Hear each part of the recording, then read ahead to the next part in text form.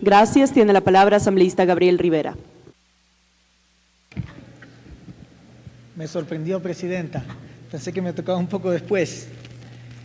Compañeras, compañeros asambleístas, pueblo que nos escucha, antes de entrar propiamente, señora Presidenta, a referirme al tema que hoy nos convoca, permítame usted ocupar unos 30 segundos para saludar a mi provincia de Esmeraldas, que esta semana está celebrando 167 años de provincialización. Y vaya el saludo de esta asamblea y el mío propio a esta provincia que tanto le ha aportado al país y que sin lugar a dudas lo seguirá haciendo. Dicho esto, señora Presidenta, yo quiero decirle a este pleno y a todos quienes nos escuchan que cuando hablamos del presupuesto debemos tener absolutamente claro, debemos ser conscientes que este, sin lugar a dudas, sirve de espejo que refleja las contradicciones sociales. ¿Por qué las refleja? Porque allí se ven cuáles son las prioridades del poder político, cuáles son las prioridades de quien ejerce el mando en un momento determinado. Y cuando hablamos de proforma presupuestaria, yo creo que necesariamente tenemos que referirnos a las fuentes presupuestarias y que históricamente han habido unas menores, pero principalmente son tres: las petroleras, los impuestos o ingresos fiscales y el endeudamiento. Quienes me han precedido en la palabra, en alguna manera se han referido a ellos. Sin embargo, yo estoy consciente plenamente que 10 minutos no son suficientes para hablar todo lo que se pudiera sobre este tema. De manera que voy a tratar de resumir algo de lo que considero es importante abordar en esta mañana y en esta tarde, señora Presidenta. Los ingresos de capital o ingresos petroleros ciertamente que han estado atados a dos cosas. Por una parte, el precio del petróleo y por otra parte, el número de barriles que por día nosotros exportamos. Los cálculos que se han elaborado durante los últimos años, quisiera decir los últimos 5 o 7 años, han sido cálculos buenos, han sido cálculos que han coincidido con lo que luego el promedio del barril de petróleo ha tenido durante los pasados años. Por lo tanto, podríamos decir que han sido cálculos acertados. Hoy la utilización de nuevas tecnologías, entre ellas especialmente por parte de los Estados Unidos, la utilización del petróleo de esquistos o el que proviene de arenas bituminosas, o mejor conocido como el fracking petrolero, que es la utilización de gas, de presión, para poder obtener petróleo que normalmente no se lo pudiera hacer con tecnologías tradicionales, está indudablemente y lo va a seguir haciendo durante los próximos años, impulsando el precio a la baja por una simple ley de mercado. Aumenta la oferta en uno de los países que más consume petróleo en el planeta. No conozco exactamente cuánto está este momento extrayendo Estados Unidos, pero hay quienes creen que se acerca a los 9 millones de barriles al día, señora Presidenta, lo que es muchísimo petróleo. Entonces, si es que el Ecuador exporta 380.000 o 384.000 barriles por día, somos realmente un exportador realmente marginal, por lo que el precio, por lo que la lógica petrolera no dependerá del Ecuador y tendrá que buscar la asociación con otros países de la OPEP para poder nivelar o para poder tener algún tipo de certeza sobre el precio del petróleo en los próximos meses o en los próximos años.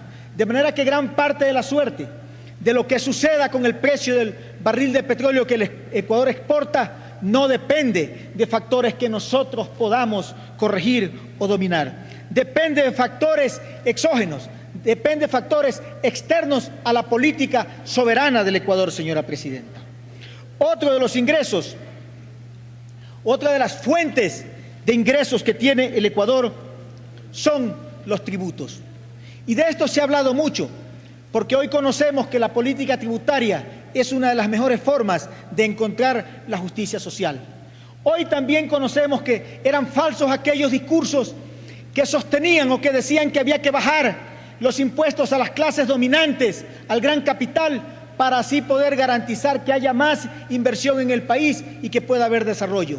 Hoy vemos que con políticas poco ortodoxas, que no repitan aquello que durante 20 años fue prácticamente un evangelio, se puede alcanzar el desarrollo económico, señora presidenta. De manera que se echó al traste aquella falacia de que bajando los impuestos a las clases dominantes o a los que más tienen capital, podía solamente por esta vía crecer un país. Otra fuente presupuestaria, señora presidenta, es el endeudamiento. Y aquí quiero detenerme yo un poco. Este puede ser interno o puede ser externo. Son dos fuentes importantes, que es el endeudamiento. Y para comentar un poco, yo creo que tenemos que conocer, señora presidenta, y decirle al país en qué consiste, cuando hablamos de endeudamiento externo, un endeudamiento soberano. Hasta antes, y esto nadie lo puede negar, hasta antes del 15 de enero del año 2007, cuando asiduamente se tocaban las puertas de los organismos internacionales tradicionales, quiero enfatizar en esto, tradicionales de financiamiento, estos con bastante frecuencia y con el mismo modelo imponían a los países que querían financiar sus presupuestos unas condiciones que son conocidas como ultraortodoxas y que, entre otras cosas, consistieron en su momento en recortar los impuestos al capital que entraba a un país, en recortar los subsidios, señora presidenta, subsidios gubernamentales, en privatizar las empresas públicas. Conocemos toda la lucha que los obreros del país, que los ecuatorianos y ecuatorianas tuvieron que llevar a cabo para evitar que se privaticen sus empresas estratégicas. ¡Qué alegría, señora presidenta, poder nosotros ahora debatir un presupuesto que no tiene un solo dólar que provenga de las privatizaciones! Eso es lo que hay que decirle al país y que desgraciadamente en la mañana, hoy en el debate, nos hemos olvidado. Por eso diría Galeano, a veces más importante es lo que se calla que lo que se dice, señora presidenta. En este presupuesto tampoco hemos visto de que se tengan que abrir los mercados en el Ecuador como condición de una carta de intenciones para que se nos pueda financiar. Por eso es importante, señora presidenta, establecer que hoy el financiamiento soberano no consiste en haber aceptado unas condiciones que negaban la condición de seres humanos a los ecuatorianos, porque había que